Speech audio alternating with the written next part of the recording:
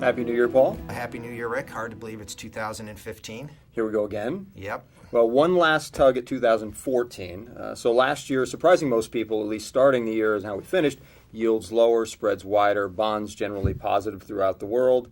Our relative performance was very good, though, because of our avoidance of certain bond areas, CCC rated bonds, bank loans, energy sector debt. Talk a little bit about how we view those now. We're still pretty cautious on CCCs, Rick. The valuations have become more attractive, so don't be surprised if you see a little bit more CCC risk in a portfolio like global high yield. But overall, we'd still be relatively cautious on that sector. Energy, what investors have done is sold all energy bonds, irrespective of the subsector they're in.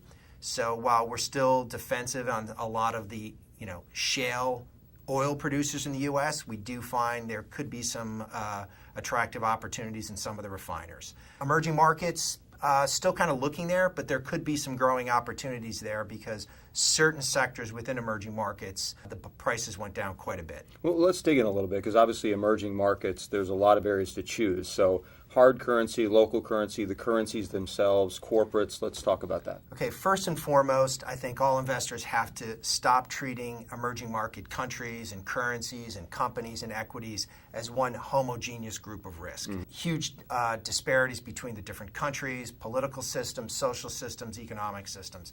So that's rule number one.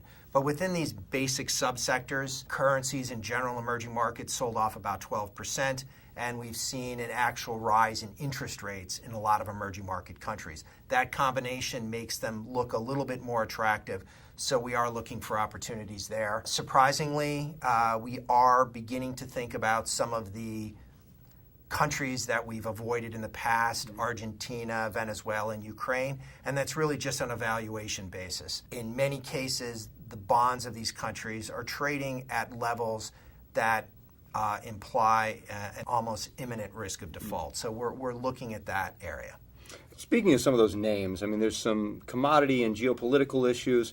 As we go through 2015, what are the things that we're probably most focused on for danger or areas of caution or just to be aware of? Okay, first, the markets are going to have to adapt to a change in monetary policy from the United States, where they've ended quantitative easing, and at some point they are going to raise interest rates. Fortunately, as the Fed begins to drain liquidity out of the system, we expect the European Central Bank and the Bank of Japan to put more liquidity in the system. So net global liquidity should be okay going forward. A lot of the other risks we see going forward are probably more from the political end. We have some key elections in some emerging market countries. We have a Greek election at the end of January. So we're a little bit cautious on there, and we're also keeping our eye on China. That is a big part of global growth today, and how they manage this slowdown in growth is going to be a critical element for most investors to watch.